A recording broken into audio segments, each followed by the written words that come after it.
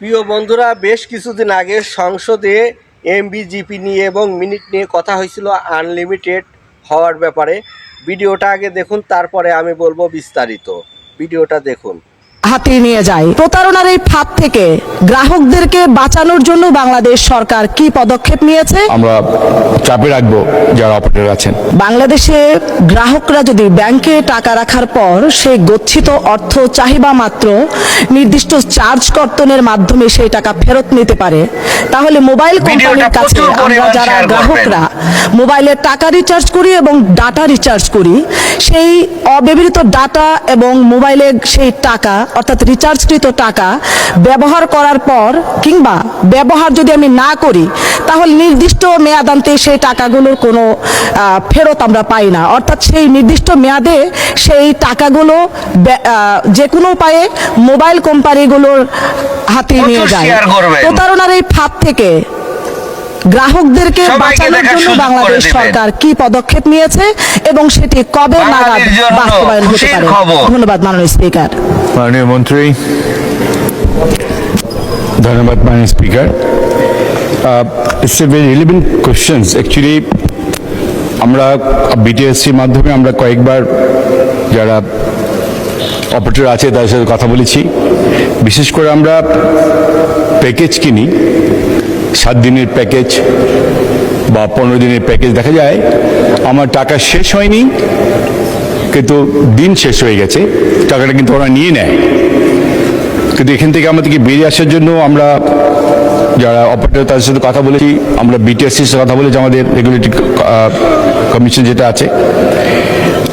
তো প্রিয় বন্ধুরা, সবই তো শুনলেন।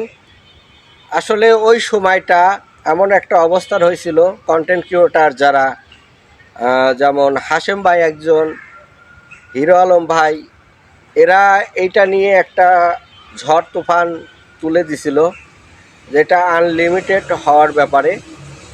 তো আসলে সেই চিত্রটা এখন দেখা যাচ্ছে না, কেমন যেন সেই ঝড়টা থেমে গেছে।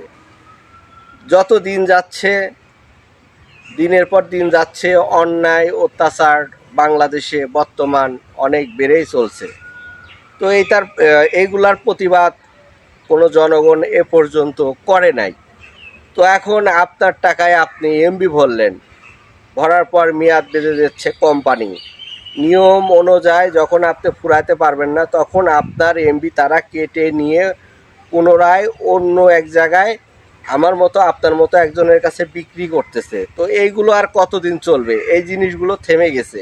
এই যে জিনিসগুলো আবার যাতে জাগ্রত হয়, যারা কন্টেন্ট ক্রিয়েট করে, আসলে এমবি ছাড়া ভিডিও করা অসম্ভব একটা ব্যাপার সময়তে হয়ে যায় কিছু কিছু ক্ষেত্রে।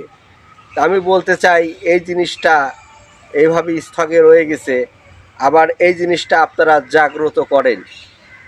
আমার টাকায় আমি এমবি ভরবো, আমার এমবি ফুরবে কি থাকবে সেটা আমি বলবো। কোনো কোম্পানি আমার মেয়াদ বাজিয়ে দেওয়ার অধিকার রাখে না, এটা আমার অধিকার। তো এই ভিডিওটা প্রচুর পরিমাণ শেয়ার করবেন, সবাইকে দেখার সুযোগ করে দেবেন। এবং আজকের মতো ভিডিওটা এ পর্যন্ত শেষ করলাম। হাশেম ভাইকেও একটা মেসেজ দিলাম যে হাশেম ভাই, আপনি এই বিষয়টা আবার জাগ্রত করেন। হিরো আলম ভাইকেও আমি মেসেজটা দিলাম, আপনারা আবার এই বিষয়টা আবার জাগ্রত করেন। এটার কোনো ফয়সালা আমরা এ পর্যন্ত পেলাম না। তো সবাই ভালো থাকবেন।